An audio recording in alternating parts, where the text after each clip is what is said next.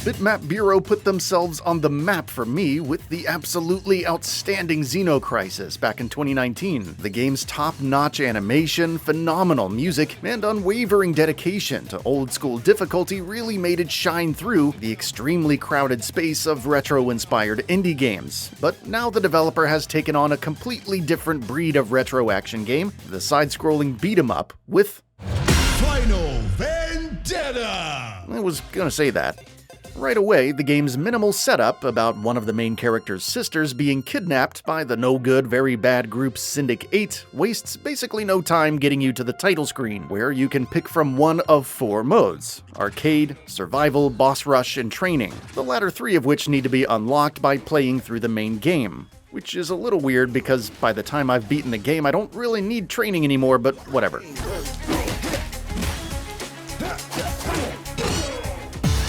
The modes are pretty self-explanatory, especially if you've ever played a beat-em-up before, and they all support local 2-player. I was a little sad to see no online co-op, but the game is aiming for retro authenticity after all. I really like the game's 3 fighters, Duke Sancho, Claire Sparks, and Miller T. Williams. Miller T. Williams is definitely the heavy guy who moves slow and doesn't have the best maneuverability, but packs quite a wallop when he lands hits. He feels a lot like Mike Hagar from Final Fight. He's fun to play, but probably the hardest to master. Claire attacks a lot faster, and she's much better at peppering in more hits, but as you might expect, she's also the weakest. Duke Sancho is the quintessential balanced character with a good amount of speed and damage. He's probably the easiest one to pick up and play, and also seems best at chaining different attacks together, but that could just be me though. The bottom line is that all 3 of them are fun to play and have trade-offs that should be pretty familiar to anyone with experience playing with Axel, Blaze, and Max from Streets of Rage. Gameplay itself is also rather conventional for the genre, with basic attacks, grabs, supers, and a couple other mainstay moves for the genre that you've almost certainly seen before. So your muscle memory from Final Fight or Streets of Rage should transfer over to this pretty seamlessly. It also kinda reminds me of Vigilante from the Grafx for some reason. I'm not entirely sure why. Maybe it's the way some characters walk in from the background, or maybe the strange abundance of enemies with orange hair. I don't know. Not a bad thing though. It's also rather difficult. Even when compared to those older games, this is one of the more challenging beat-em-ups I've ever played, and that's really saying something because I've played about all of them. Enemies will take every possible opportunity to surround you and will land hits on you first if you aren't quick to memorize their patterns. As with any good beat-em-up, the golden rules of keeping as many enemies as possible on one side of you while constantly analyzing their attacks ring about as true here as I've ever seen. One thing that does provide you with some breathing room is the super gauge that fills up pretty quickly and lets you dish out a powerful attack to get out of sticky situations. Supers don't do a ton of damage, but they will knock down everybody around you if they're in range. The best way to deal the most damage is with the few weapons you find lying around, but sometimes that slower attack speed might not be worth it. Difficulty aside, the combat is just as satisfying as it looks, with Bitmap Bureau once again knocking it out of the park with their acumen for outstanding animation and visual feedback. A bit understated though, with little in the way of bombastic explosions or anything too crazy happening. But instead, the game's art style focuses primarily on nailing the basics, and that it does. The late 80s urban America tone is represented perfectly, with everything from the clothes the characters wear to the hip-hop and techno background music and level designs themselves. And yes, there is a CRT scanline filter you can turn on if you're into that.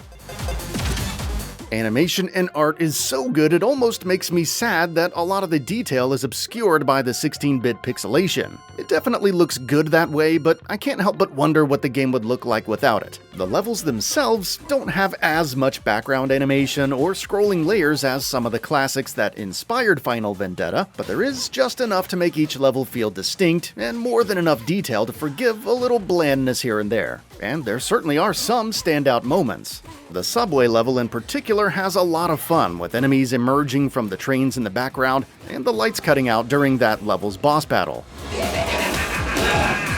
and the obligatory elevator level also hits the bullseye as far as I'm concerned. I also rather liked the nightclub level, where enemies are busting out of the kitchen and bathrooms to take you on.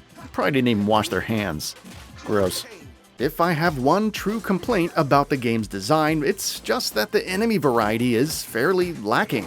You'll see nearly every enemy type the game has before you're even halfway through it, and the few enemies that are introduced in the second half don't really look or act all that differently from the ones you've already seen.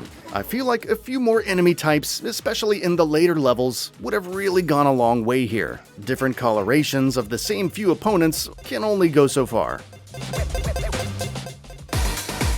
The game is so dedicated to old-school sensibilities that it doesn't offer any way to save your progress in the main arcade mode and come back to it. It does keep track of your overall progress with achievements and general statistics, but if you lose all your lives or need to exit the game for some reason, you'll be starting the arcade mode over next time you play it.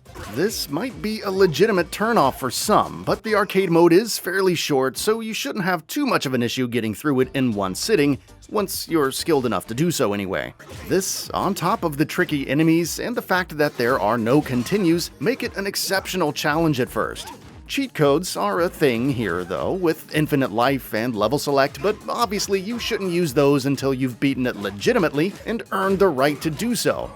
Actually, I don't really care, you can do whatever you want. What you ultimately have here is a no-frills throwback to old-school arcade beat-em-up action. Certainly nothing wrong with that, and I've enjoyed my time with it. That said, I can see this type of thing turning off some who are more interested in beat-em-ups that evolve the genre a bit more, like Mayhem Brawlers with its alternate pathways, or even Streets of Rage 4 with its plethora of modes and characters. Final Vendetta isn't really trying to do that though, but rather it's going in the exact opposite direction by paying homage to the classics to the point of replication. Now don't get me wrong, it does throw in enough of its own flavor with excellent animation, fun bosses, and great characters. But it is primarily a throwback type of experience, more concerned with execution and authenticity than innovation. So while the enemy variety doesn't quite hit the mark for me, and I wish there was maybe just a bit more meat on the bone for the price, it does deliver an exceptionally refined, addictive, and utterly intense retro challenge that beckons you to keep coming back while simultaneously punching you square in the face for doing so. And if that's not the signature of a great beat-em-up, I don't know what is.